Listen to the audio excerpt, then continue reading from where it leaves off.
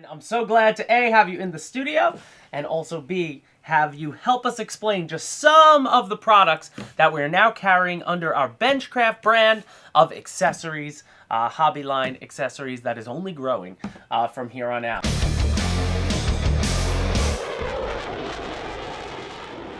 Pilots, welcome back to Motion RC. I'm James, and today, as you see in the title of the video, we're talking about airbrushing, and we are so happy to be joined by Wesley Miller of the Merry Boozer RC YouTube channel. They review all sorts of products, they give you tips, they do a lot of airbrushing and weathering on his channel. He's made some gorgeous stuff, and you're gonna see some pictures of his planes over my face right now of what he's done. And I'm so glad to A, have you in the studio, and also B, have you help us explain just some of the products that we're now carrying under our Benchcraft brand of accessories, hobby line accessories that is only growing from here on out. So thank you again, Wes. And guys, it's my pleasure. Let's go through a little bit about what we got in front of us. So for people who've never airbrushed anything, this should help you out.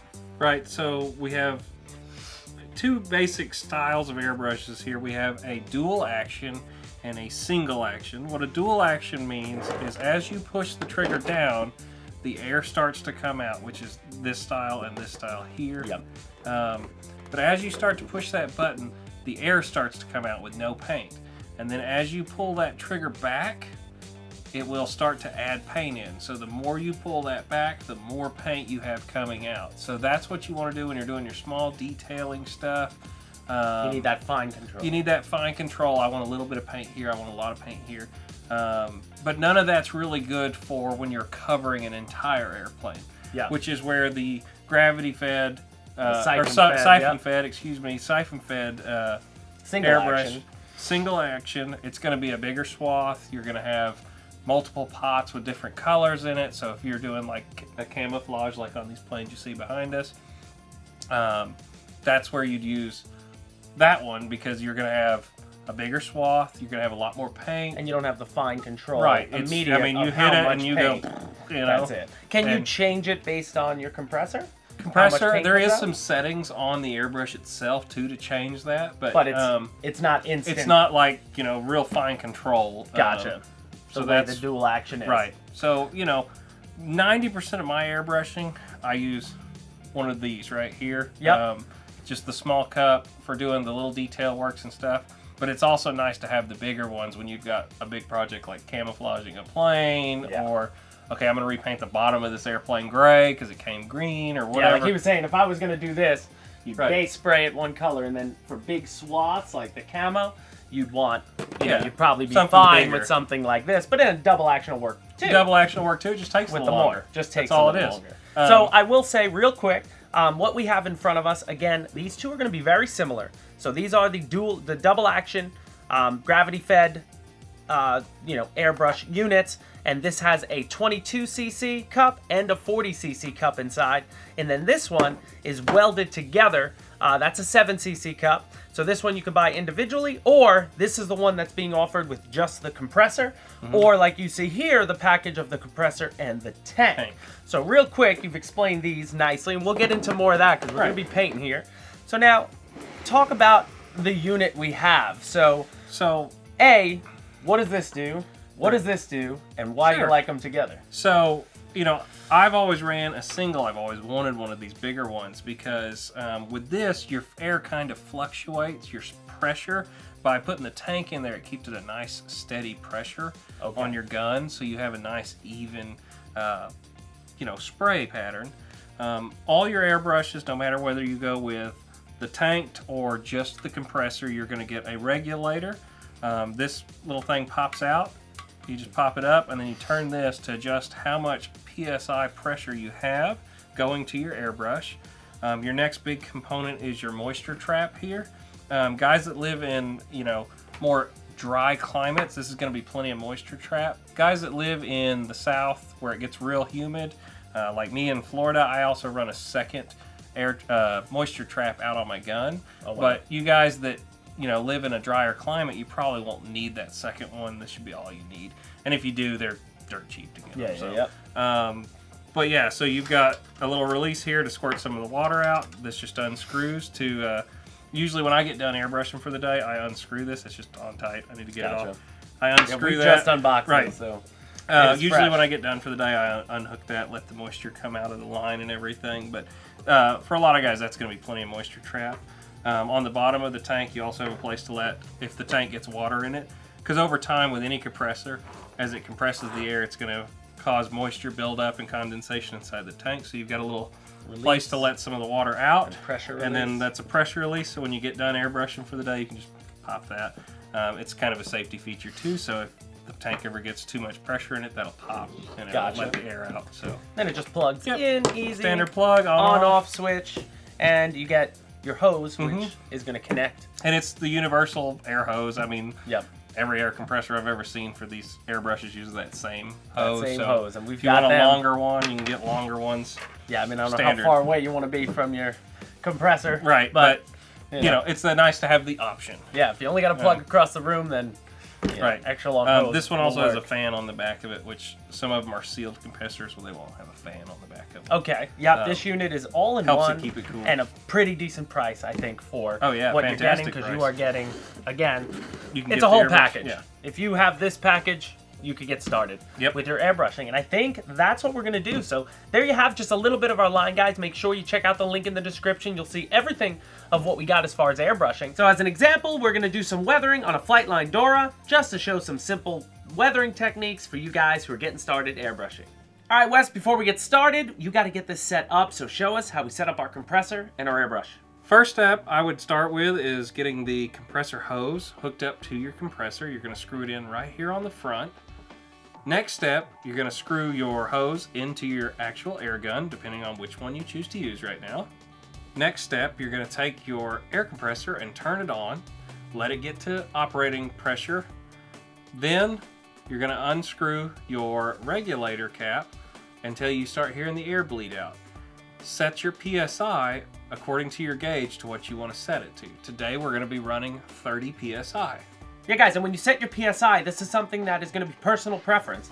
Depending on how you airbrush and what you do, you may want more, you may want less, but it's going to be up to you to play with. So test things out before you get started on any real models or aircraft. You know, always use a test subject. So, all right, guys, so your compressor is now ready to go. Now you're going to get to your paints. And for an airbrush, we want to use acrylic paints. You can buy them from, you know, popular big box stores that you know of. You could go to paint supply stores. There's all different types of websites that are going to sell different styles of paints, from the cheap stuff to really expensive, but it really comes down to your mix. You can buy them pre-mixed. You want to dilute your acrylic paints, as Wes talks about in a lot of his videos.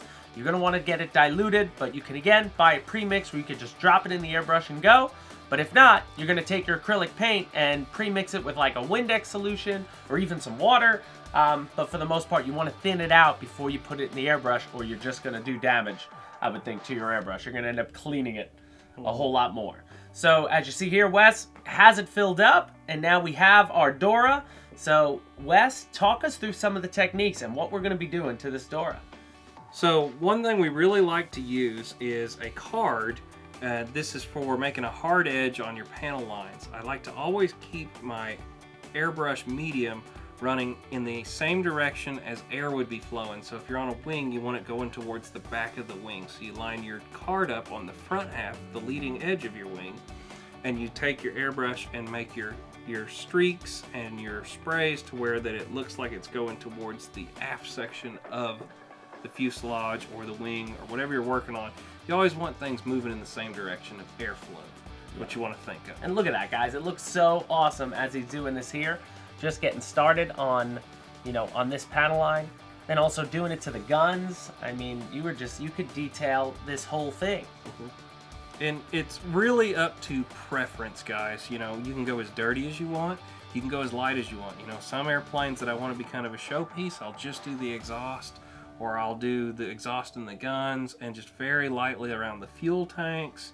You know, you just pick out kind of the highlights. And this is one of those things, as you do it more, you'll get more and more comfortable with it to where it's nothing to you to do this. And it's you can knock one out in an hour.